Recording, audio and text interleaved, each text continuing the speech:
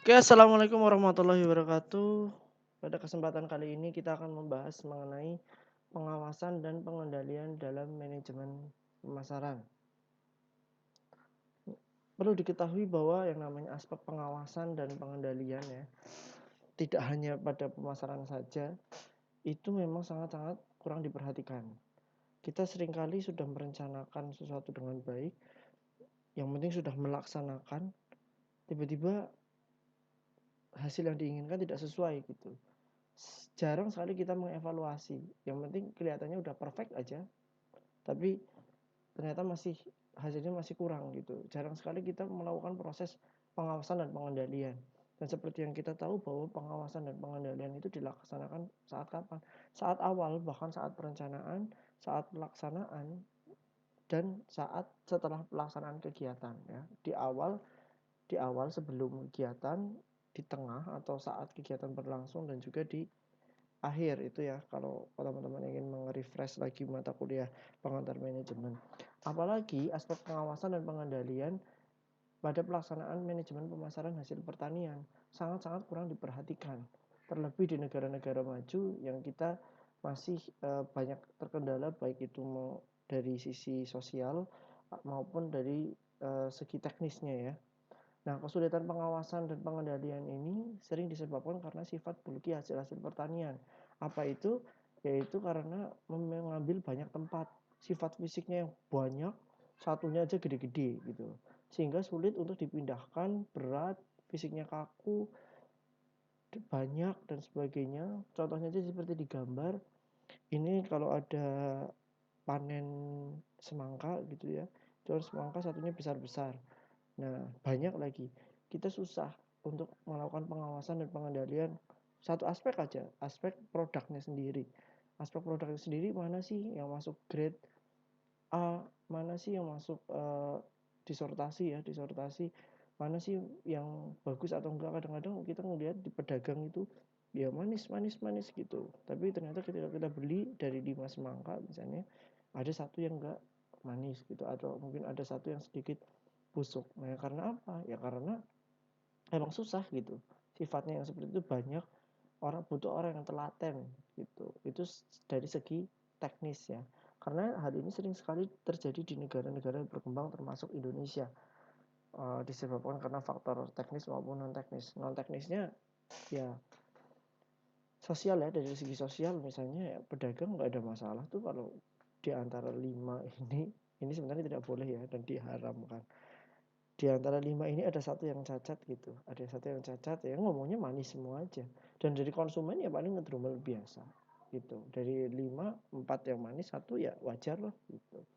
Nah, salah satunya dari hal-hal tersebut, sehingga menyebabkan aspek-aspek pengawasan ini ya kurang diperhatikan. Beda halnya di negara maju seperti Jepang. Saya dapat cerita dari kakak tingkat saya yang sekarang juga jadi dosen agribisnis di Universitas Muhammadiyah Yogyakarta. Di Jepang itu ada koperasi yang menjual produk-produk pertanian, hasil-hasil fresh harvest kayak gitu. Dan di packingnya itu ada gambar foto petaninya. Bahkan kalau petani suami istri, ada foto suami istrinya di situ. Untuk apa? Ya karena kalau produknya jelek, ya kelihatan nih siapa. Jadi moralnya, value-nya bisa turun ketika memang produknya nggak, kurang memuaskan konsumen gitu. Beda dengan di negara berkembang. Nah, pengawasan sendiri dan pengendalian memiliki peranan-peranan khusus. Kita flashback aja ya ke mata kuliah pengantar manajemen, tapi ini kita kaitkan dengan pemasaran. Yang pertama adalah dengan pengawasan dan pengendalian yang dilakukan itu bisa mengarahkan jalannya perusahaan, kegiatan perusahaan khususnya di aspek pemasaran pada tujuan yang diinginkan. Tujuannya apa dulu? Nah, kita on the track. Udah benar atau belum? Dan juga untuk menghindari penyimpangan yang akan terjadi. Penyimpangan-penyimpangan itu sudah diprediksi sebelumnya. Adapun penyimpangan yang muncul tanpa prediksi, at least kita sudah bisa membuat antisipasinya seperti itu. Ketika ada penyimpangan muncul, dengan adanya pengawasan yang baik, langsung bisa diambil tindakan koreksi. Kemudian yang kedua, untuk menguji apakah perencanaan yang telah ditetapkan telah dilaksanakan dengan baik. Nah, dengan adanya pengawasan, pengendalian, kira-kira kegiatan yang dilakukan, kegiatan pemasaran yang dilakukan itu sesuai dengan perencanaan di awal atau tidak gitu. Iya kalau off track ya atau di luar perencanaan hasilnya bagus, itu mungkin dapat apresiasi. Tapi kalau tidak, otomatis kan uh, itu menimbulkan kerugian bagi perusahaan. Nomor 3, bisa juga dengan pengawasan pengendalian mencari peluang. Kesempatan-kesempatan ekonomi itu perlu diusahakan dan dicari terus-menerus agar perusahaan terus berkembang. Nah, kegiatan pengawasan dan pengendalian ini pada dasarnya adalah selama atau sebelum saat berlangsung maupun sesudah itu kegiatannya itu menilai, mengecek, memonitor suatu usaha kalau itu perusahaan yang profit oriented ya. Nah, maka dari itu otomatis dari kegiatan tersebut bisa mengetahui perubahan-perubahan khususnya peluang-peluang yang ada, peluang-peluang ekonomi yang dicari. Otomatis kan tidak hanya mengawasi kinerja saja, tapi selain mengawasi kinerja juga bisa melihat lingkungan-lingkungan pemasaran yang ada di sekitarnya seperti itu. Nah, pengawasan dan pengendalian sendiri memiliki berbagai macam sistem ya, yang berbeda-beda tergantung dari macam kegiatannya. Dilihat dari segi tanggung jawab, pada seorang manajer, pengawasan dan pengendalian dibedakan pada satu, dari tenaga pemasaran. Kita bisa melihat terkait dengan jumlahnya, profesionalitasnya, gajinya mungkin. Kita bisa mengawasi gitu ya. Mengawasi harusnya kerja kayak gini gajinya berapa. Oh, kalau terlalu kecil untuk pekerjaan tersebut sehingga mengurangi produktivitas berarti harus ditingkatkan. Atau bisa juga terlalu besar gitu. Bisa juga terlalu besar dengan kinerja yang sederhana sehingga itu membuat kerugian biaya misalnya. Kemudian juga bisa dari tenaga kerja dilihat dari hasil kerjanya. Ini paling gampang ya. Hasil kerjanya disesuaikan dengan indikator yang sudah dibuat di awal. Kemudian sistem pengawasan bisa dibedakan juga dari organisasi pemasarannya. Ini efektif atau tidak efektif. Bahkan kita sebelumnya membahas efisien atau tidak efisien. Ketika tidak efisien, tidak efektif, apa saja yang harus diganti. Kemudian dari sarana dan prasarananya. Kira-kira untuk melakukan aktivitas pemasaran, sarana prasarana itu mendukung atau tidak? Kira-kira kalau tidak mendukung, apa yang perlu ditambah? Kira-kira kalau dananya belum ada, kira-kira ada sarana dan prasarana yang pengganti atau tidak? Gitu. Oke, ini sasaran ya, sasaran. Sasaran, sarana dan prasarana. Sasaran juga, sasaran pasar juga. Kira-kira sasaran pasar ini sudah tepat atau belum? Sasaran ini sudah seringkali diulang-ulang dalam dalam pemasaran ya. Bahwa sasaran pasar itu sangat penting sekali itu. Sasaran pasar itu sangat penting sekali. Kenapa? Karena ya salah sasaran percuma melakukan kegiatan-kegiatan seperti apa kalau tidak tepat sasaran sama saja. Nah, dari segi makro sendiri, secara keseluruhan, sistem pengawasan dan pengendalian dibedakan jadi 4 aspek.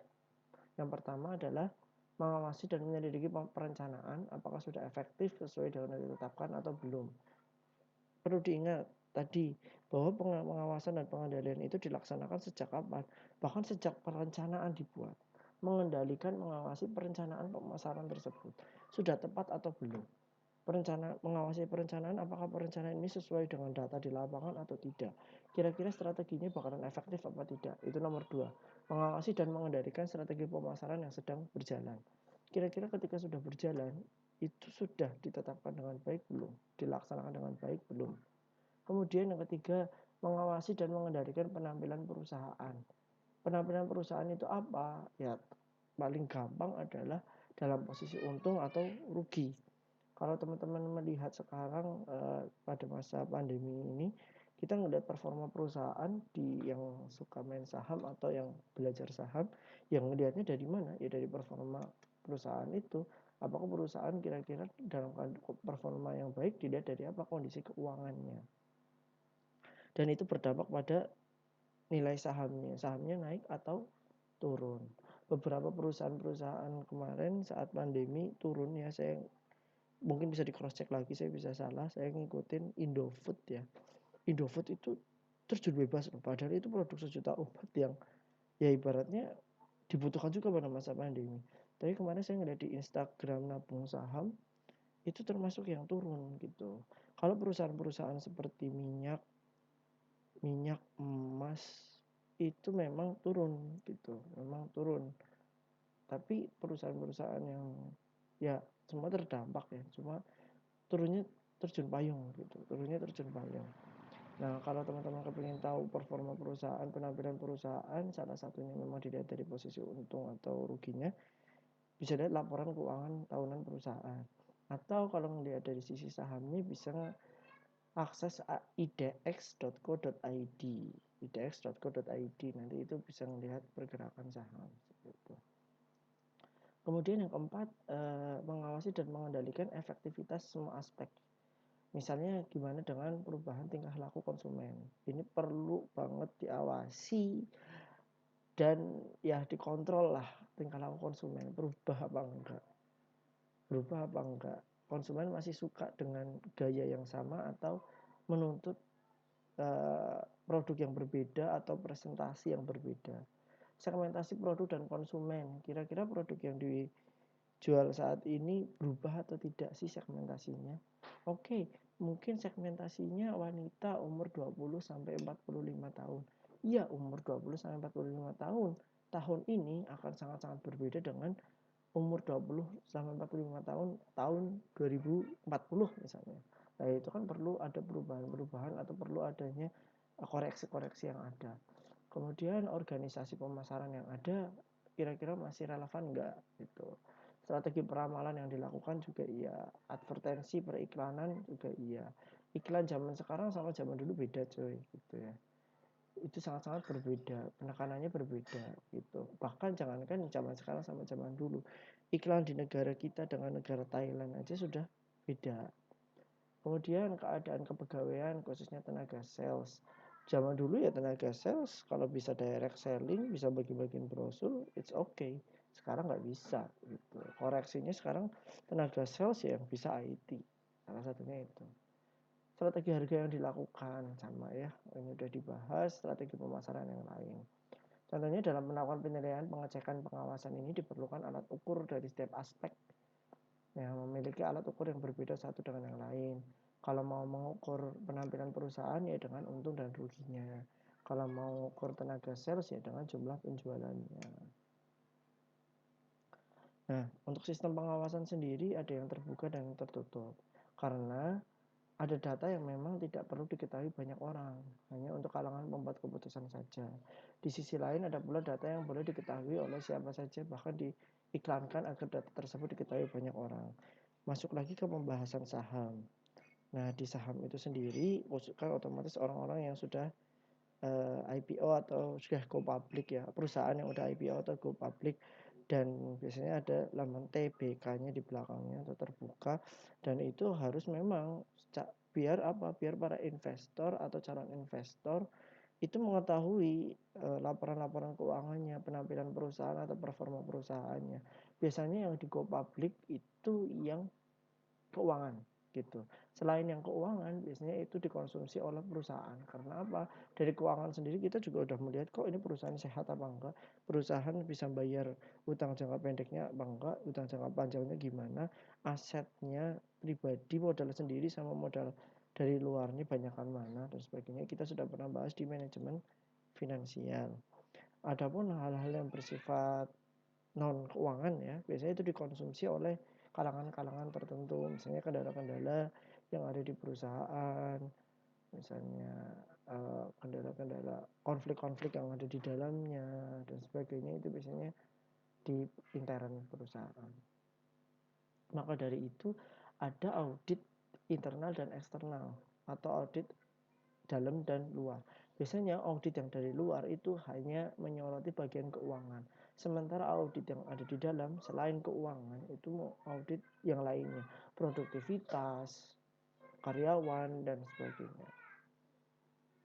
Nah, pengawasan dan pengendalian sendiri memiliki berbagai macam tahapan, khususnya di manajemen pemasaran. Tahap pertama adalah untuk lingkungan pemasaran. Aspek ini mempengaruhi keputusan untuk mencapai peluang besar. Misalnya bagaimana jika ingin memasarkan sirup buah-buahan, apakah lingkungan pasarnya memiliki prospek yang baik? Otomatis perusahaan ketika mau menerjunkan suatu produk, menciptakan suatu produk atau melepaskan suatu produk, perusahaan tersebut harus mengetahui lingkungan pemasarannya itu seperti apa. Jangan sampai tadi ya sirup buah-buahan, padahal sebenarnya prospeknya nggak baik, tapi dilepas aja tuh sirup buah-buahan. Otomatis nggak sampai gitu. Kita balik lagi ke masalah kondisi pasar, peluang pasar, sasaran pasar, dan sebagainya yang udah pernah dibahas. Kemudian yang kedua, macam produk yang akan diusahakan. Semisal lingkungan pemasaran itu sudah oke nih, kayaknya butuh yang namanya sirup buah-buahan gitu. Tapi sirup buah-buahan yang apa? Apakah nanas, apakah apel, apakah anggur, dan sebagainya. Lihat juga, misalnya mungkin ketika nanas itu bagus gitu, tapi ketika apel kurang bagus gitu, kurang diminati. Nah, maka dari tersebut kita melihat apakah produk tersebut memiliki peluang pasar yang baik apa enggak per produknya.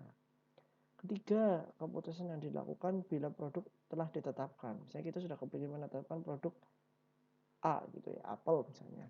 Nah, kita lihat kita bisa mengawasi apakah kualitas produk sirupnya tadi udah bagus atau belum. Kira-kira tepatnya itu yang volume 375 atau 500 mili. Harganya kayak gimana gitu. Produk sejenis juga apakah ada gitu, bisa berkompetisi enggak di dalamnya, distribusi produknya gimana nanti, dan iklannya gimana, cara ngiklanin produk ini seperti apa. Tahap yang keempat ialah menetapkan strategi gabungan. Nah, strateginya bisa juga produk campuran ya, nggak cuma apel, sirup nanas, sirup apel, sirup macam-macam lah ya, sirsak dan sebagainya. Kemudian juga ada distribusi gabungan yang didistribusikan ke lokasi-lokasi, ke retail-retail yang langsung berhubungan dengan konsumen, nggak harus apel saja, tapi juga bisa apel dan sebagainya. Atau juga bisa distribusinya nggak menggunakan satu jalur saja, tapi berbagai macam. Dan juga pengiklanan gabungan atau advertensi gabungan. Contohnya, berapa persen sih dalam satu truk harus diisi dengan sirup apel, nanas, dan sirsat. Begitu pula bagaimana penyajian pengiklanan gabungan dari 3 macam produk tersebut. Satu truk itu ya kita melihat juga ya, yang diinginkan oleh masyarakat itu dari 3 apel, nanas, sama sirsat itu butuhnya yang seperti apa gitu. Dalam mengiklankan juga sama ya, mau digabungkan jadi satu atau diunggulkan salah satunya, atau hanya satu iklan satu produk, yaitu tergantung masing-masing. Yang kelima adalah menentukan produktivitas pemasaran. Ya, produktivitas pemasaran bisa juga dengan menyusun network planning, perencanaan jaringan pemasaran, timnya siapa aja dan sebagainya. Ini penting juga. Kemudian nomor 6, mengidentifikasi dan mendesain model-model konsumen dengan segala karakteristik. Ini menurut saya paling penting, dan pengalaman saya advertensi di Facebook ini yang paling susah ya, harus memang pengalaman, instingnya harus main di sini. Contohnya sirup apel itu disukai golongan masyarakat apakah di pendapatan rendah, menengah, atau tinggi. Begitu juga dengan produk-produk yang lain. Dan kira-kira pendapatan yang menengah itu seperti apa ciri-cirinya. Kemarin saya ngobrol dengan teman saya yang produk ini bukan produk pertanian ya, produknya baju batik gitu. Baju batik. Nah, baju batik itu karakteristik, ini iklannya di Facebook. Cocoknya itu ciri-ciri konsumen itu seperti apa? Ternyata satu, kan produknya batik cowok gitu. Ya laki-laki, umurnya 20 sampai 45 tahun misalnya. Dan yang paling penting adalah ternyata dia suka mobil. Mobil ya. Jadi masukin di situ tuh Avanza, Xenia, Expander, Yaris, Jazz, dan sebagainya itu dimasukin tuh orang-orang yang suka mobil, orang-orang yang suka jajan, KFC, McD, Starbucks, dan sebagainya. Nah, akhirnya apa? Oh, ternyata orang cowok dengan umur segitu suka jajan tapi naik mobil, membeli baju dengan harga ratusan ribu, itu nggak mikir banyak ya. Karena memang selain karakteristik cowok nggak begitu banyak mikir, tapi tepat sasaran sekali ketika memang ditambah punya duit. Nah, dengan dibuktikan dengan kesukaannya terhadap mobil. Oke, itu ya, itu yang paling penting. Dan akhirnya alhamdulillah teman saya itu satu hari modal iklan 4 juta per hari bisa dapat untung 4 juta. Jadi keluarnya 2 kali lipatnya, untungnya 2 kali lipatnya.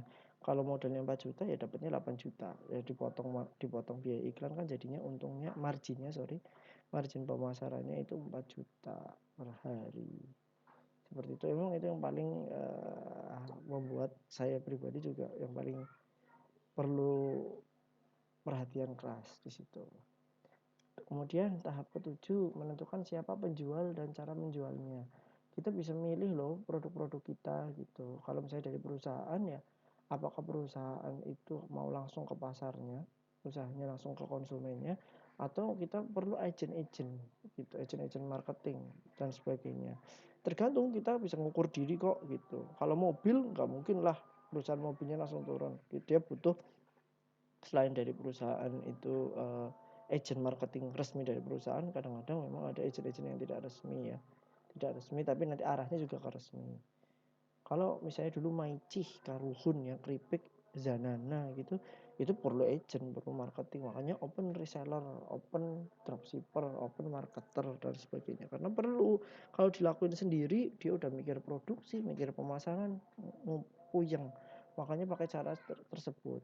Dulu ada juga sistem yang bukan dulu, sekarang juga ada MLM, multi level marketing gitu, itu juga sama gitu. Nah, tahap ketujuh ialah mengidentifikasi pangsa pasar dan keuntungan yang diperoleh. Jadi yang diawasi dan dikendalikan adalah aspek keuntungannya, seberapa besar keuntungan tersebut, apakah perusahaan perlu dibenahi lebih lanjut agar keuntungan yang diperoleh bertambah besar dan sebagainya. Nah, ini kalau udah masalah untung rugi bisa di akhir. Nah, ini diawasi kira-kira kalau udah untungnya besar, pangsa pasar yang mana nih yang menghasilkan keuntungan yang besar, segmentasi mana nih yang paling besar. Nanti yang digarap itu fokus di situ. Kalau belum ya otomatis tadi balik lagi ke teknisnya, baik itu pelaksanaan maupun perencanaannya, seperti itu. Model matematis pengawasan dan pengendalian yang biasa dilaksanakan salah duanya adalah model Dorfman, Steiner, dan juga model Lambin. Ini bisa teman-teman cari di internet lah ya terkait informasi ini. Oke, seperti itu saja dari saya. Kurang lebihnya mohon maaf. Bila taufiq hidayah. Wassalamualaikum warahmatullahi wabarakatuh.